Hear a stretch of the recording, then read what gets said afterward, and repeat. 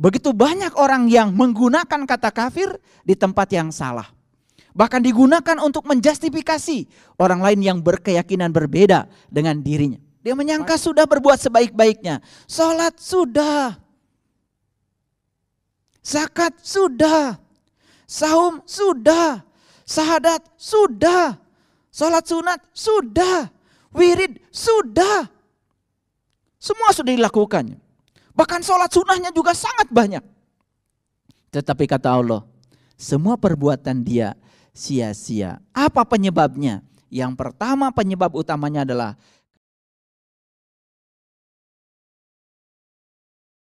dalam sebuah hadis Rasulullah SAW bersabda, perbedaan derajat kemuliaan. Perbedaan derajat kemuliaan seseorang yang sibuk beribadah tanpa ilmu dan pengetahuan dengan orang yang sibuk beribadah tetapi didasari oleh ilmu pengetahuan. Persis seperti perbedaan derajat orang yang paling hina di antara kamu dengan kedudukanku, kata Rasulullah. Jadi Rasulullah mengumpamakan orang yang sibuk tetapi tidak mengerti dengan kesibukannya. Dengan orang yang sibuk tapi mengerti yang dia lakukan. Seperti kedudukan beliau dengan orang yang paling hina di antara kita. Perbedaan yang sangat jauh sekali. Sehingga Allah menyatakan, inginkah aku beritahukan kepadamu tentang orang-orang yang paling merugi perbuatannya? Siapa itu? Allazina dhalla sa'yuhum fil hayati dunya. Yaitu orang-orang yang sangat sia-sia dalam kehidupan dunia ini. Wahum yahsabuna anhum yusiruna sun'a. Sementara mereka menyangka kalau mereka telah berbuat sebaik-baiknya. Kata-kata rugi tentu saja tidak bisa dikaitkan dengan orang yang tidak berbuat. Kata-kata rugi hanya bisa dikaitkan dengan orang yang berbuat, tetapi tidak ada dampaknya, tidak ada hasilnya. Lalu apa yang menyebabkan seseorang itu rugi? Padahal dia menyangka dia telah berbuat sebaik-baiknya. Lalu lanjutan di ayat itu. Ulaika alladzina kafaru bi ayati rabbihim. Yaitu orang-orang yang tertutup terhadap tanda-tanda Tuhannya. Apa itu tanda-tanda Tuhan? Tentu saja tanda-tanda Tuhan sangat banyak sekali. Tanda Tuhan bisa peristiwa yang datang kepada kita. Tanda Tuhan bisa orang yang dihadirkan dalam kehidupan kita. Tanda Tuhan bisa apa saja yang terjadi dan dipertemukan dalam kehidupan kita. Begitu banyak tanda-tanda Tuhan berseliweran datang kepada kita. Tapi kita tidak mengerti tujuan kehadiran tanda-tanda itu. Itu yang dalam Quran disebut dengan ulaikal ladzina kafaru. Kafaru itu sudah menjadi bahasa kita. Kita sering menerjemahkannya dengan kata-kata kafir. Cuman sayang sekali. Begitu banyak orang yang menggunakan kata kafir di tempat yang salah. Bahkan digunakan untuk menjustifikasi orang lain yang berkeyakinan berbeda dengan dirinya. Padahal kafir sendiri kata dasarnya, ya, terjemahan aslinya adalah tertutup. Sudah menjadi bahasa Inggris, cover, tutup. Sudah menjadi bahasa sehari-hari, koper, tempat untuk membungkus. Sudah menjadi bahasa sehari-hari, kiper, yang suka menghalang-halangi gawang. Semakin tinggi kualitas kiper, semakin sulit kesebelasan tertentu yang menjadi lawan untuk menjebol gawang. Jadi kafir, kufur, itu artinya adalah tertutup. Sungguh sangat tidak adil kalau kata itu digunakan untuk menjustifikasi orang lain yang berbeda keyakinan dengan kita. Malah siapa jadi yang tertutup adalah diri kita sendiri. Jadi ulangi lagi ayatnya. Inginkah aku beritahukan kepadamu tentang orang-orang yang paling merugi perbuatannya. Yaitu orang-orang yang telah sia-sia perbuatannya dalam kehidupan dunia ini. Sementara ia menyangka kalau dia telah berbuat sebaik-baiknya. Dia menyangka sudah berbuat sebaik-baiknya. Sholat sudah. Zakat sudah. Saum sudah, syahadat sudah, sholat sunat sudah, wirid sudah. Semua sudah dilakukannya. Bahkan sholat sunnahnya juga sangat banyak.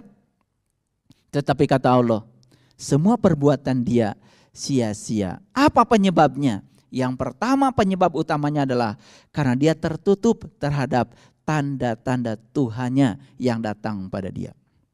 Artinya apa? Artinya seluruh ritual ibadah yang dia lakukan tidak meningkatkan kesadaran dia. Seluruh ritual ibadah yang dilakukan tidak meningkatkan kecerdasan spiritual dia. Seluruh ibadah yang dia lakukan tidak mengupgrade kecerdasan emosional dia. Apa saja peristiwa yang terjadi lewat begitu saja, tidak menjadi sebuah pelajaran. Dan yang kedua, penyebab kerugian yang terjadi pada seseorang, kata Allah, ulaikal ladzina kafaru bi ayati rabbihim wa liqaihi. Yang kedua, tertutup terhadap perjumpaan dengan Tuhannya. Makanya kalau kita jujur, hampir dipastikan di Quran tidak ada nabi, tidak ada rasul yang ibadah dari kecil. Mereka semua melakukan sebuah proses pencarian. Setelah ketemu dengan yang dia cari, itulah ilmu yang mendasari ibadahnya. Makanya para bijak mengatakan awalnya agama adalah mengenal Tuhan. Awaludin ma'rifatullahi ta'ala wa rasulih. Awalnya agama adalah mengenal Allah dan Rasulnya. Kenapa demikian? Supaya ibadah kita tidak terjebak oleh kerugian dan kesia-siaan. Maka Rasulullah bersabda,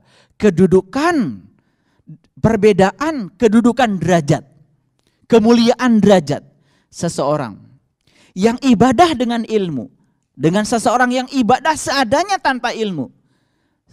Perbedaannya seperti kedudukan Rasulullah dengan umatnya yang paling hina di antara kita. Begitu tinggi, ya, begitu jauh ya perbedaannya. Itulah topik kita hari ini. Kita coba elaborasi ayat itu sehingga kita mendapatkan pencerahan. Sambil sebuah contoh. Suatu saat ada seorang yang sedang belajar spiritual mendatangi seorang guru yang dianggap sudah mencapai kebijaksanaan. Saat dia bertemu dengan guru, apa yang dia katakan? Guru, saya sudah menjalankan semua ritual ibadah sebagaimana yang disyariatkan dalam agama saya. Tapi hari ini, saat ini, saya mengalami kebosanan hidup yang sangat luar biasa. Rumah tangga saya berantakan. Bisnis saya bangun semua berantakan. Semua orang tidak menghargai saya lagi rasanya. Bahkan anak-anak saya pun tidak menghargai saya lagi. Rasanya semua yang saya lakukan berakhir dan berujung dengan kegagalan. Itulah hidup saya hari ini, guru. Dan oleh karena itu, saya bosan dengan kehidupan ini. Dan saya putuskan, saya ingin mengakhiri kehidupan ini dengan kematian. Lalu apa kata guru? Oh, rupanya kamu sedang mengidap penyakit, nah? Tidak, guru. Saya sehat walafiat. Saya sehat, guru. Cuman saya tidak tahan lagi dengan beban-beban kehidupan yang sedang saya jalani. Iya, kamu itu sakit. Kamu itu sakit. Tidak, guru. Terus dia melakukan pembelaan. Tetapi kemudian dia sadar. Sakit apa saya, guru? Penyakit kamu itu alergi, nak. Alergi. Cuma alergi saja. Tidak, guru. Saya tidak gatal-gatal. Saya tidak pusing. Iya, alergi. Alergi terhadap kehidupan. Kemudian sang guru menjelaskan. Semesta raya ini diciptakan dari atom. Dari unsur-unsur yang sangat kecil yang namanya atom. Di setiap atom ada elektron yang bermuatan negatif. Ada inti atom yang bermuatan positif. Bahkan tubuhmu juga diciptakan dari unsur-unsur itu. Bagaimana mungkin semesta yang diciptakan dari dua unsur negatif dan positif, bahkan dirimu juga diciptakan dari unsur negatif dan positif. Sekarang kamu ingin memilih yang positif saja dalam kehidupanmu, lalu kamu menolak yang negatif. Itu alergimu nak, alergimu itu, alergi terhadap kehidupan. Kamu hanya ingin keberhasilan, kamu tidak siap dengan kegagalan. Kamu hanya ingin yang kamu ingin, sementara kamu menolak yang kamu tidak ingin. Itu penyakitmu nak, itu alergimu. Tidak guru, tidak. Saya sudah bulat memutuskan bahwa saya ingin mengakhiri kehidupan. Saya sudah tidak kuat lagi dengan beban kehidupan ini. Baik nak, kalau itu pilihan. Lalu sang guru mengambil 1 botol minuman. Kemudian dikasihnya sama murid yang tadi itu. Kalau kamu benar-benar mau mengakhiri kehidupan, silakan bawa 1 botol minuman ini. Terus diapakan guru? Ini kan sore. Nanti sesampai di rumah, kira-kira tengah malam atau sesampainya di rumah, kira-kira maghrib, kamu minum 1/2 botol. Terus apalagi guru? Ya sudah, nanti besok sore jam 6 lagi kamu minum 1/2 botol. Terus apalagi guru? Udah besok jam 8 malam kamu pasti mati. Sesampai di rumah, betul. Begitu maghrib sampai di rumah dia minum 1/2 botol. Setelah minum 1/2 botol dia menghitung. Rupanya hidup saya tinggal 1 hari 1 malam lagi. Malam itu dan hari besok. Karena besok malam harus minum 1/2 botol. Dan jam 8 malam itu mati. Apa yang dia lakukan? Ini saat-saat terakhir. Saya ingin makan malam bersama keluarga. Barangkali walaupun saya mau mengakhiri kehidupan saya, siapa jadi saya bisa meninggalkan kenangan manis buat anak istri saya. Lalu anaknya diajaknya, nanti malam kita makan ya di restoran Jepang. Istrinya terkejut. Anak-anaknya semua terkejut. Kenapa? Ada apa dengan bapak saya? Belum pernah seumur hidup mengajak makan malam dengan ajakan yang mesra seperti itu. Rupanya jadi makan malam. Di acara makan malam itu dia menampilkan perwajah dan budi pekerti yang luhur. Karena apa? Kali aja ini kesan terakhir buat anak istri saya. Bahkan anak-anaknya disuapin, istrinya juga disuapin. Sehingga timbul kehidupan baru justru di situ. Sesampainya di rumah, dia tidak pernah memberikan kecupan pada istrinya saat istrinya mau tidur. Dia bilang, kali ini jangan-jangan kecupan saya yang terakhir buat istri saya. Dikecuplah bibirnya. Dan istrinya pura-pura sudah tidur, padahal sebetulnya merasakan. Kok suami saya jadi berubah? Karena dia mikir hidup tinggal 1 malam 1 hari. Ternyata semua kondisi di rumah berubah. Yang tadinya banyak pertengkaran jadi hilang. Sekarang timbul cinta dan kemesraan. Pagi-pagi dia sudah bangun. Kali aja pagi ini adalah pagi terakhir saya bisa bangun. Dia bukakan jendela biar udara masuk. Bahkan tidak pernah olahraga. Pagi itu dia pakai sepatu dan olahraga. Dia pikir hari ini kali aja olahraga terakhir bagi saya. Jalan, semua orang di kampung itu disapanya. Bahkan semua orang kaget, ada apa dengan bapak ini? Biasanya kalau lewat saja nggak pernah menyapa, lagi olahraga pun semua orang disapanya. Pagi-pagi siapkan mobil pergi ke kantor. Sampai di kantor semua satpam semua disapanya. Bahkan semua orang di kantor bingung, ini bos kita ini ada apa? Padahal sebetulnya kuncinya cuma 1. Dia pikir hari kematian dia cuma 1 hari 1 malam lagi. Semua orang di kantor itu disapanya dengan baik. Bahkan dia minta maaf, padahal anti minta maaf. Sepulang ke rumah sore-sore, luar biasa. Istri dan anaknya yang tidak pernah menyambut kedatangannya sudah berdiri depan pintu menyambut kedatangannya. Gara-gara kecupan tadi malam. Gara-gara rangkulan tadi malam yang disampaikan pada anak-anaknya. Apa yang terjadi? Kehidupan 1 hari 1 malam berubah total. Lalu dia putuskan untuk tidak jadi mengakhiri kehidupan. Tapi dia bingung karena 1/2 botol sudah habis. Lalu dia bawa lagi 1/2 botol, dia datang lagi sama gurunya. Guru, dari semua guru yang pernah saya temui hanya guru ini yang paling gila. Kenapa nak? Semua guru yang saya datangi, pada saat saya bilang mau mengakhiri kehidupan, semua mereka melarang saya. Tapi hanya Anda yang ngasih racun ini. Saya sudah menemukan kehidupan baru, guru. Ternyata kehidupan indah dan mengalir. Tepat saat saya sadar bahwa kematian bisa datang kapan saja. Lalu saya berbuat baik setiap saat. Terus saya putuskan untuk tidak jadi mengakhiri kehidupan. Tapi bagaimana racun yang setengah botol itu, guru? Sudah saya santap kemarin sore. Kata guru, itu nak cuman air putih saja. Sudah, yang setengah lagi kamu buang saja ke sana. Kamu tidak jadi mati.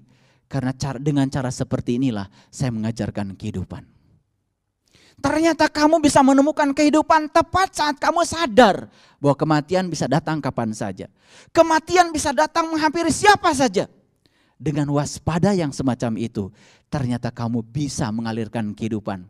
Bahkan semua perubahan yang terjadi di rumahmu akibat perubahan yang terjadi pada dirimu. Semua perubahan yang terjadi di kantormu itu juga akibat perubahan yang terjadi dari dirimu. Sekarang kamu sadar cara mengubah rumah dari dirimu. Cara mengubah kantor dan suasananya dari dirimu. Sehari satu malam kamu bisa mengubah, dunia sudah berubah. Ternyata kamu menemukan kehidupan baru. Tepat pada saat sadar bahwa sesungguhnya kehidupan bisa lepas kapan saja. Kesadaran itu yang telah membuat kamu berbuat baik. Sekarang teruskan kesadaran itu. Bahwa kematian bisa datang kapan saja. Dan kamu pasti akan berbuat baik.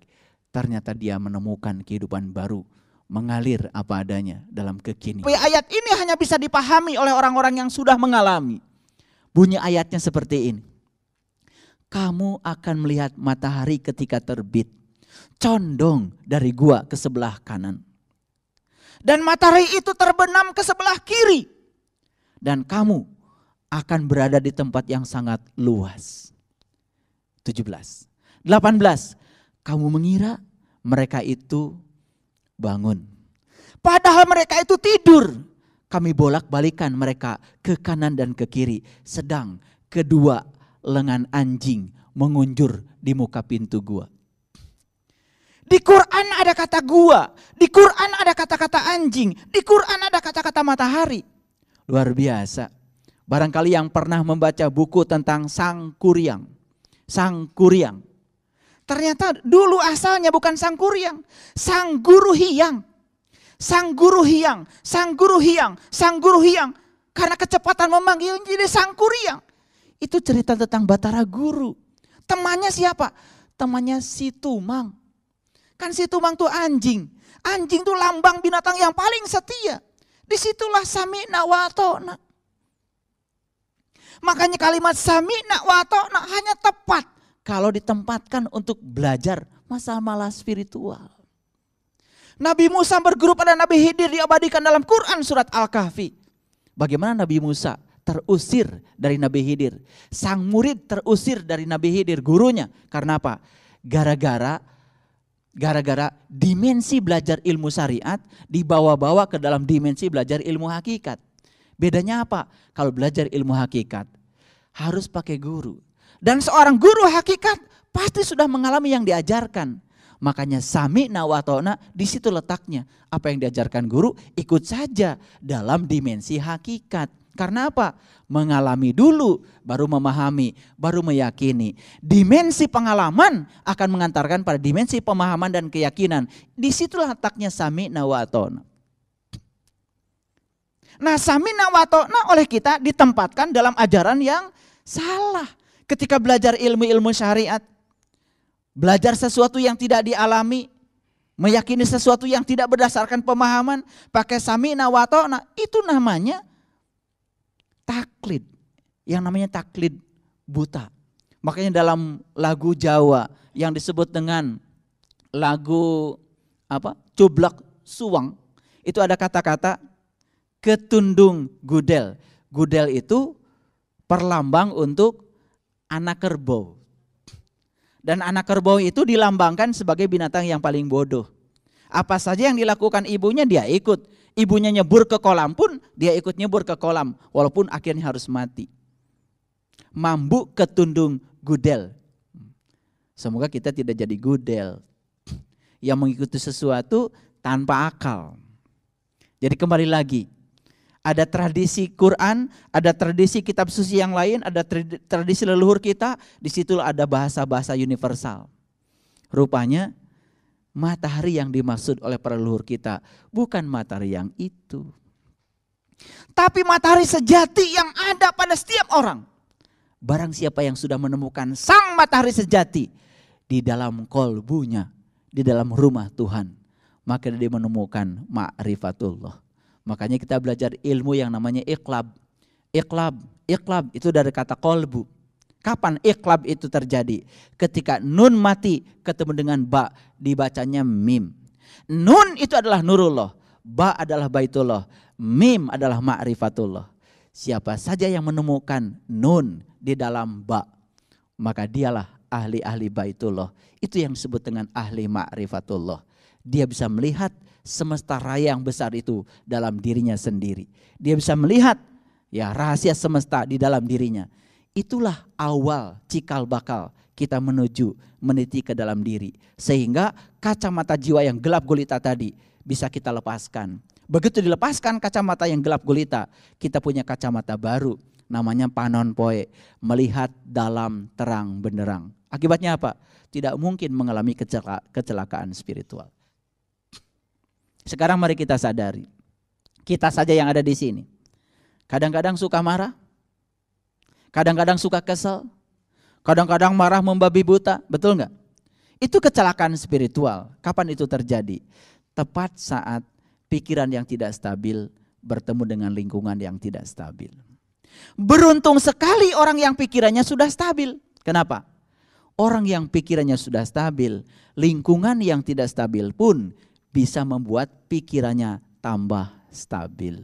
Itu sebabnya mari kita ubah sekarang.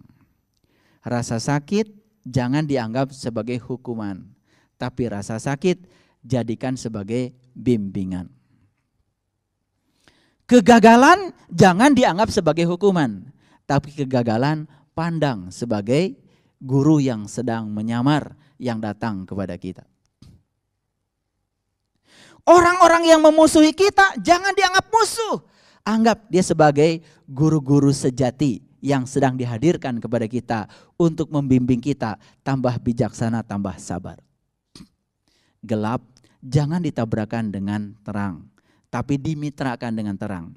Positif jangan ditabrakan dengan negatif. Olah positif dan negatif. Karena positif dan negatif ketika diolah jadi lampu yang bersinar. Ingat, lampu yang bersinar di ruangan ini, itu kan sebetulnya perpaduan antara kutub positif dengan kutub negatif. Potensial yang positif ketemu dengan potensial yang negatif. Begitu diolah sedemikian rupa, jadilah lampu yang bercahaya. Karena apa? Arus selalu mengalir dari kutub positif ke kutub negatif. Ada aliran, ada aliran. Nah, kita sering membenturkan positif dan negatif. Akibatnya apa? Itulah sumber penderitaan. Makanya terjadilah yang namanya kecelakaan spiritual. Ingat, saat kita sedang mengalami kecelakaan spiritual, pasti kita akan melemparkan kotoran ke orang lain. Betul? Padahal kalau kita sadari, saat kita melemparkan kotoran, orang pertama yang kotor pasti dia. Melemparkan kotoran pasti pakai tangan. Saat melemparkan kotoran pakai tangan, pasti tangan kita yang pertama kotor, bukan? Dan kalau tangan kita kotor, pasti lalat akan datang menghampiri tangan kita. Begitu kita kotor, yang datang pasti lalat. Begitu bersih, yang datang pasti kupu-kupu. Begitu rumah kita kotor, yang datang tikus dan kecoa. Begitu rumah kita bersih, yang datang adalah kupu-kupu. Binatang yang sangat indah. Terserah tubuh kita mau didatangi lalat, kecoa, tikus, atau mau datangi kupu-kupu. Semua terserah kita. Kupu-kupu senang sekali dengan bunga yang beraneka warna. Betul? Makanya lihat, orang yang sudah bisa menerima keberagaman, tidak memaksa keseragaman. Dia seperti melihat bunga di taman, semua diterima apa adanya. Merah, kuning, putih, semua diterima apa adanya. Itu sebabnya dalam tradisi leluhur kita, kita mengenal ada yang namanya pancawarna. Pancawarna kemudian dilambangkan dengan Pandawa. Pandawa itu dari panca dewa. Dewa aslinya bahasa India dari kata deva. Deva artinya cahaya. Bahasa kitanya, bahasa leluhurnya Ci. Jangan heran kalau di Jawa Barat ada Ciberem, Cikoneng, Cibodas, ya, Cihideng, Cipanas nggak ada, Cimahi. Ci itu dalam tradisi leluhur kita artinya cahaya. Ci itu artinya cahaya. Nah dalam bahasa lain adalah deva, dewa. Makanya ada namanya Pandawa. Pandawa itu 5 cahaya. Karena itu adalah cahaya yang paling utama. Pertama cahaya putih, 2 cahaya kuning, 3 cahaya hijau, 4 cahaya hitam, dan yang terakhir cahaya merah. Nah 5 cahaya itulah yang disebut dengan pancawarna. Pancawarna disebutnya Pandawa. Pancadewa yang dilambangkan dengan Yudhistira, Bima, Rajuna, Nakula, Sadewa. Aslinya bukan Arjuna, Rajuna. Dari Ra. Dan Ra artinya cahaya. Jadi perhatikan, semua pohon di alam semesta mencari cahaya. Laron keluar dari lubang mencari cahaya. Jadi kalau manusia tidak mencari cahaya, tidak mencari matahari, manusia akan kehilangan cahaya.